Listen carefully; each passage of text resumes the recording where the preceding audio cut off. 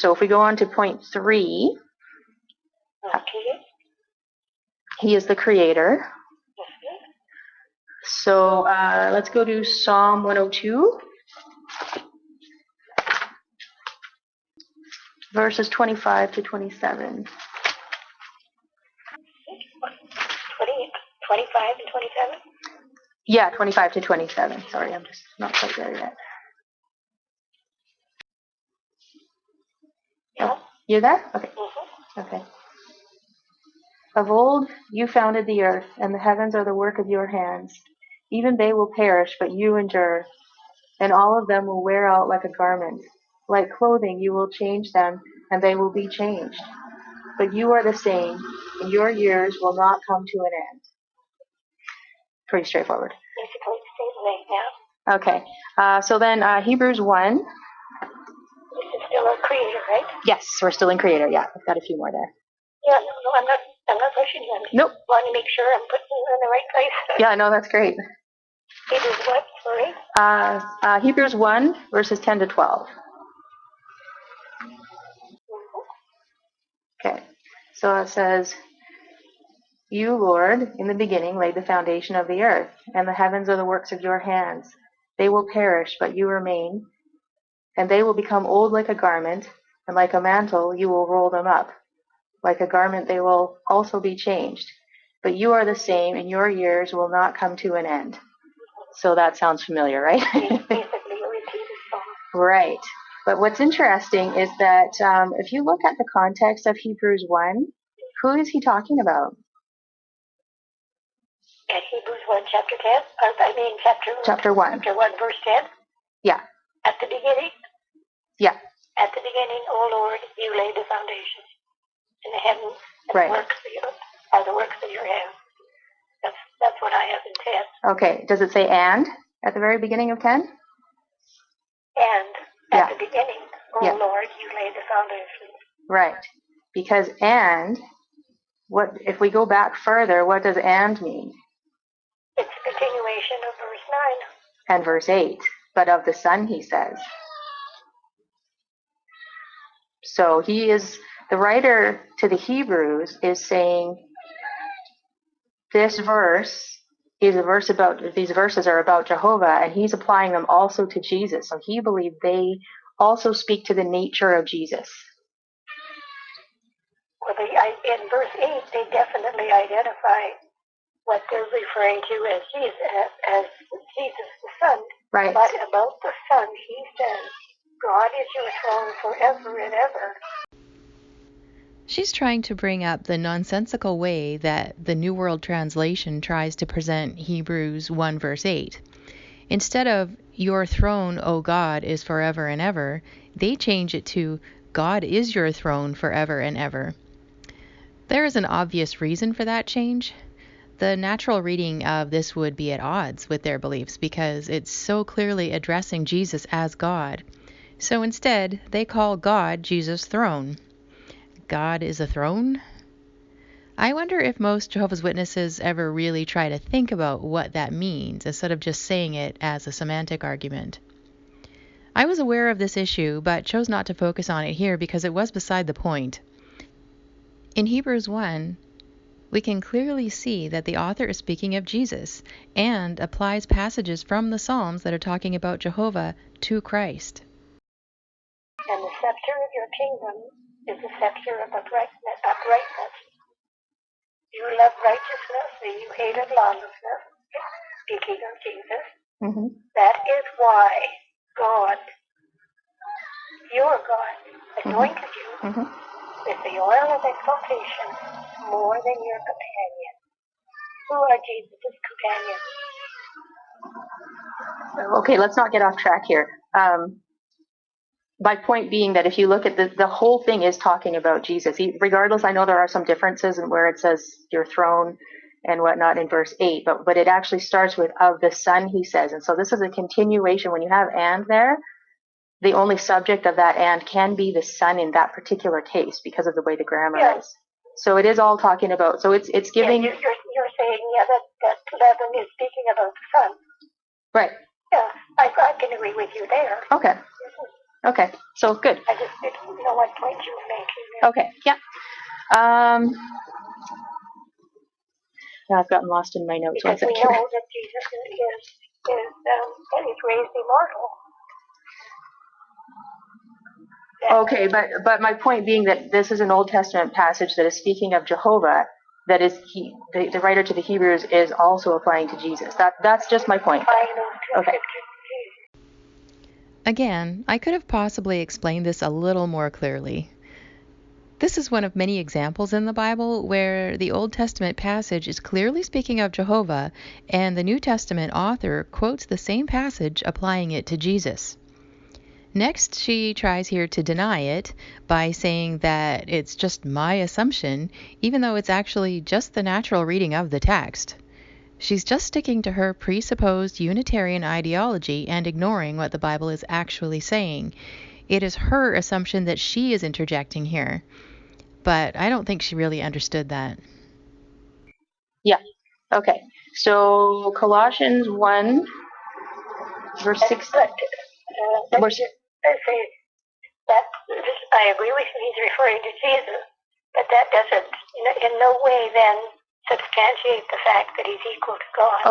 Okay, but I'm just telling you what I believe and my understanding. Yeah. No, see, because I'm saying, that scripture doesn't prove it. That's an assumption that you can make. Well, assumption that I make. Right, and I understand that, but I'm just trying to. We have to look at other scriptures. Of course, and that's what I'm doing. What it really is saying. Yeah. Okay, so, yeah, and I know you're going to want to do the same thing, I'm sure, and share scriptures and explain.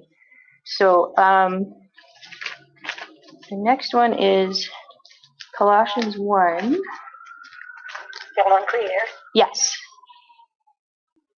And verse 16. Yours says? Mine says, "For by him all things were created, both in the heavens and on earth, visible and invisible, whether thrones or dominions or rulers or authorities, all things have been created through him and for him." Now, I'm sure we both agree this is talking clearly about Jesus, right? Okay. An interesting thing, and I understand you also have other inserted into yours in places? I'm not sure. I'll read you 16. Yeah. It says, "Because by means of him," the agreement of Jesus, all other things were created in the heavens and on the earth, comma, the things visible and the things invisible, comma, whether they are thrones or lordships or governments or authorities, period. All other things have been created through him and for him. Okay. So at some point, if you would like, we could get into some talk about whether the word other should be put in there or not. I don't want to get sidetracked on that one. Which word, other? Yeah, when it says all other things, yeah. But yours says all things, because the word other is not in any of the original manuscripts. But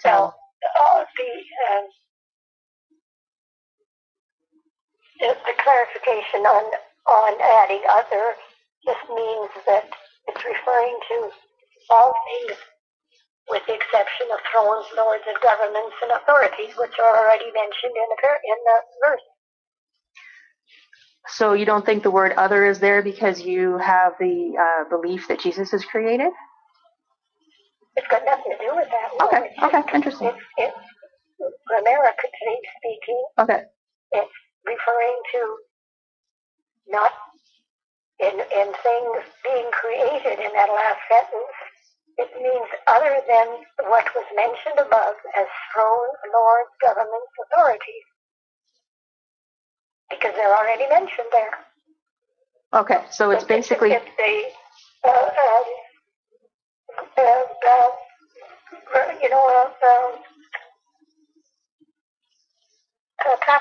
proper English, So she tries two different ways to defend the insertion of the word other into Colossians in the New World Translation. One is that it's talking about all other things than what had been previously mentioned.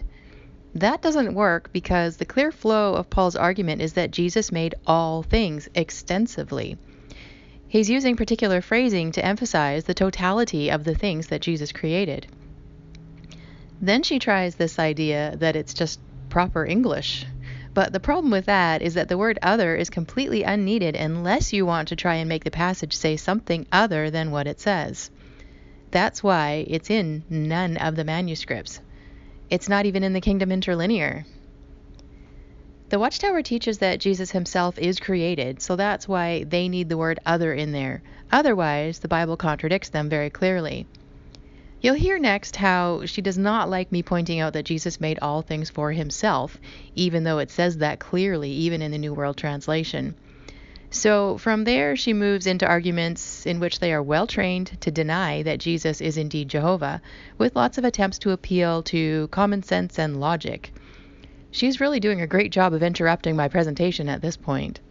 So they're using the words, the way that it's described and broken down, everything. It's about the totality, right? Like he's emphasizing. Totally, Yeah. Okay. And so what's interesting that I wanted to point out there too is that right at the end where it says all things have been created through him and for him. So all things have been created through Jesus, for Jesus. He created all things for himself,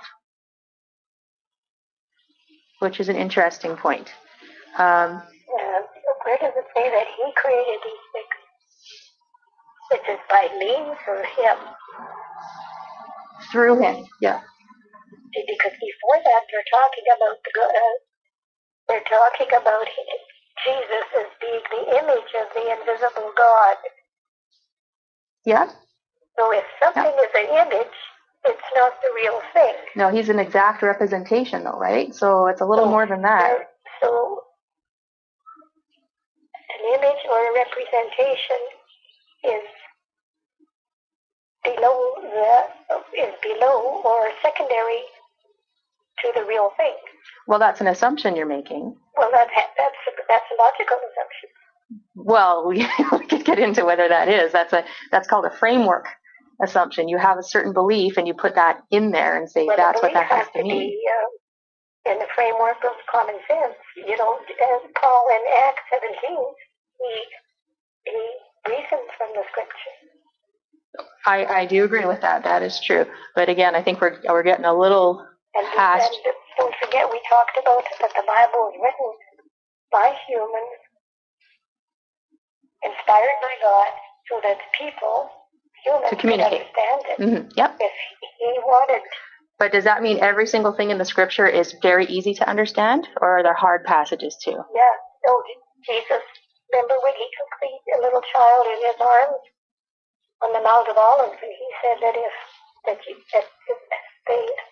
those people that were listening would have to accept his word as a child would, and a child doesn't look for hidden meanings. He takes it as. Yeah, okay. That's another one we could talk about as well, of where we're going to take that. We can, if you want to make notes, we can talk about that for the next discussion. Okay. Okay, so I'm just making a note there. And now I've lost my train of thought. Sorry. That's okay. We're getting into a lot of different directions here. Creator. Yeah, and also Colossians 1:16. and the hard things. Okay, we're gonna have a whole lot to talk about next time. Okay. I love it. No, it's wonderful. Yeah, we're opening up a can here. Okay. Where was I here? Okay. So then let's go to John chapter 1. And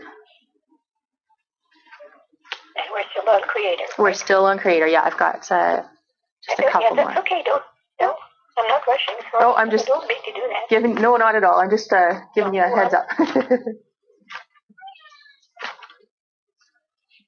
And I'm hoping as you're hearing these things that you can understand why I'm seeing them this way. You know, like I'm not surprised that you're not informing me of anything that other people haven't. Right. That is what you're repeating is, as you say, the basis of Christianity or the Christian religion. And I'm converted before, and so I'm not surprised. That's what I know that these are the tenets of Christianity. Okay. So I mean, you're not coming out of left field on anything. No, I'm just trying to give a flow of the understanding of it, so that you know where I come from. And like we said, we're trying to define terms here. So yeah, there is some variation, but basically these are the tenets of Christianity. Yeah. Okay. John 1. So John 1, verse 3. Yeah. Excuse me. Okay. All things came into being through him, and apart from him, nothing came into being that has come into being. Much like Colossians 1:16. Right. So exactly. Yeah. It's the totality of every single thing is created by Christ. Because I mean, obviously, we know we're talking about the Word there, which we know is Christ. And verse 10 in there as well. So in chapter 1, he was in the world, and the world was made through him, and the world did not know him. So those are two. And then, if we can go back into the Old Testament, into Isaiah 44, and verse 24. Verse 24? Yes. So it says, "Thus says the Lord, Jehovah, your Redeemer, and the one who formed you from the womb. I, Jehovah, am the maker of all things, stretching out the hands by myself and spreading out the earth all alone." So again, this is pointing to creation. So we have Jesus as creator, and we have Jehovah alone as creator. So there's, we're talking about one God. So you can see where I'm coming from there. Yeah, okay. I agree. I agree with your thought. I don't agree with your thought, but I see where you're coming from. Okay, that's fine. That's exactly all I'm looking for right now. Okay, perfect. So that's what I've got for creator.